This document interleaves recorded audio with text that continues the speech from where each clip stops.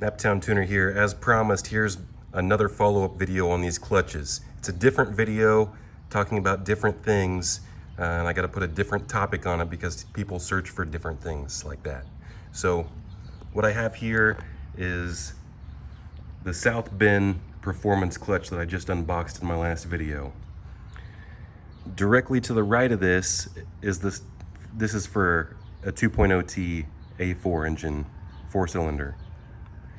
This is the stock clutch, supposedly stock clutch, I think. I don't know if it's a replacement stock or if it's the original clutch. And then this one's just the S4 clutch that I showed you last time. Boy, a couple drops of water got on there and that thing's starting to rust real fast. I need to clean that up and put that in storage.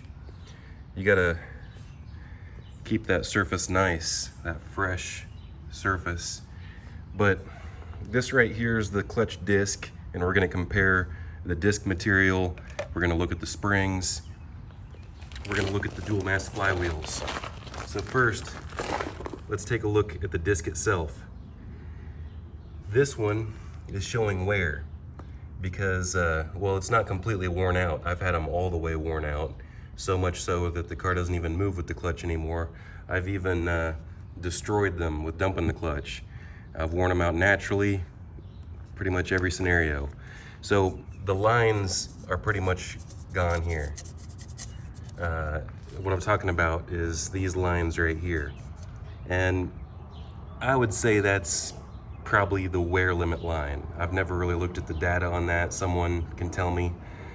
But just based on the way it looked, and since it's getting a bigger turbo, I suggested replacing it, especially since they wanted me to look at it. And typically, if a customer wants me to look at it, just being honest with you, I'm gonna tell them I think it needs replaced. I'm not gonna say, in most cases, if it's got wear on it, I'm gonna lean towards replacing it because that covers myself. That's a similar dealership mentality. I don't ever wanna say, yeah, it looks fine, and then 2 months down the road, it needs it. That doesn't look good on me. But if I put a new part in it, I don't have to worry about that. So just letting you know about that. Same thing goes for this dual mass flywheel. So this is not a standard type flywheel. This is a type of flywheel that's supposed to absorb the driveline vibration, and especially because this is an all-wheel drive vehicle. There's not going to be near as much forgiveness as a two-wheel drive vehicle. And you have to drive it a little bit differently as well since it's hooking up on all four wheels. But I can show you the up and down, side to side slop all the way around there. And then we're gonna set this clutch disc to the side and I'm gonna compare them back to back with a brand new one. So this is the one I took out of a 170,000 mile vehicle. I'm just gonna assume that this is factory equipment, never been replaced. Now we're gonna look at this one. See, it didn't even want to move at all. It was trying to move the whole thing. It's just barely moving. It's got the slightest amount of deflection, whereas this one's just all over the place. Now we're going to compare that to this one, which this was just a takeoff from an S4, and it also has a decent amount of deflection.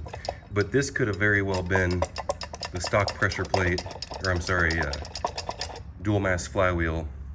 The pressure plate is this part right here, and that's what we're going to look at next. This is the brand new clutch right here, and the spring size looks about the same, but we don't know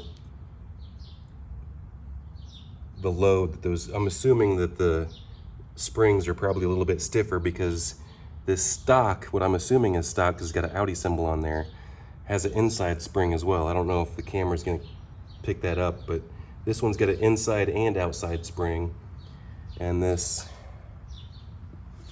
clutch disc right here that came with the South Bend kit, it still says it's a Sachs, just like, well, this one's a Luck, but they probably used both brands. The clutch disc that came out of the S4, it's got springs on the inside and outside, and it's got 6 springs, and they're a little bit smaller. It's a Luck clutch as well. So we looked at the play in all of these. The only one that really feels good is the brand new one. These two are potentially both equally worn out. I can't tell which one's worse.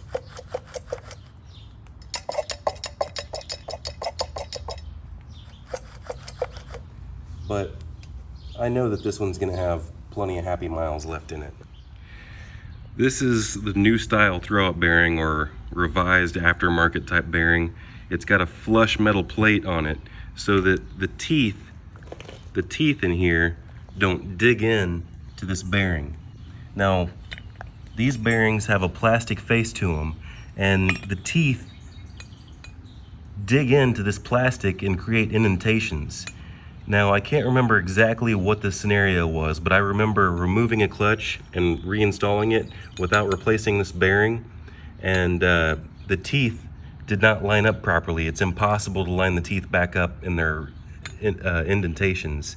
And I think it was holding the clutch open or something, and maybe it was making a slight noise. I can't remember exactly what happened, but I remember I had to take the entire engine back out and/or transmission. But on the 2 liters, that's what the service manual says: remove the engine and/or transmission, because it's just about the same work either way. I had to change out this bearing just because I took the clutch out and put it back in without replacing this bearing. So keep in mind, you cannot remove this particular clutch without changing this throwout bearing, unless you have this style bearing where these fingers on this pressure plate won't dig in and create indentations. So, does that make sense? Maybe not a whole lot of sense, but you don't have to worry about any of that with the solid metal face. So, if you ever have the engine out of a manual transmission car, I would suggest to at least replace this throwout bearing. And of course, you're going to want to inspect the clutch whenever you do that.